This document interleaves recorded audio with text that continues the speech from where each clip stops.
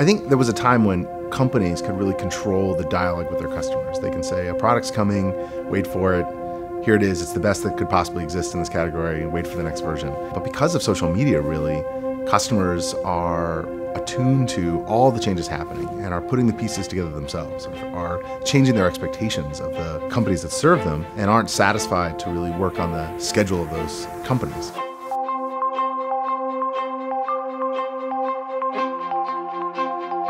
Because of social media, employees actually have a lot more visibility into what's going on with the customer, whether the company wants them to or not. And because of things like internal social networks, employees have a lot more access to what's going on internally within the company than they previously had.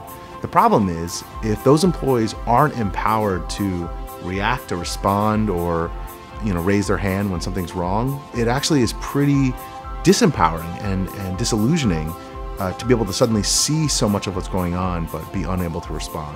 When we started Yammer, our whole hypothesis was that we had seen what an impact social communications had in people's personal lives. We thought of it as a real upgrade to how we communicated, got information, collaborated, and frankly, that made it obvious that it was going to make its way into the enterprise. I think we're at the very beginning of a pretty large transformation in how companies work.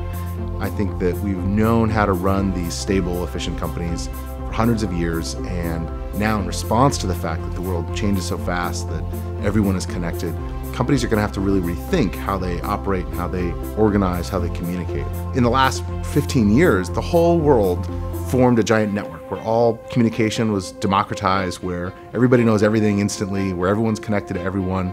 And what that means is that the expectations of people for the companies that serve them have been changing extremely rapidly. And so suddenly, how does a company that was a traditional rigid hierarchy that was built for efficiency and predictability respond fast enough to their customers who are themselves communicating and sharing and learning?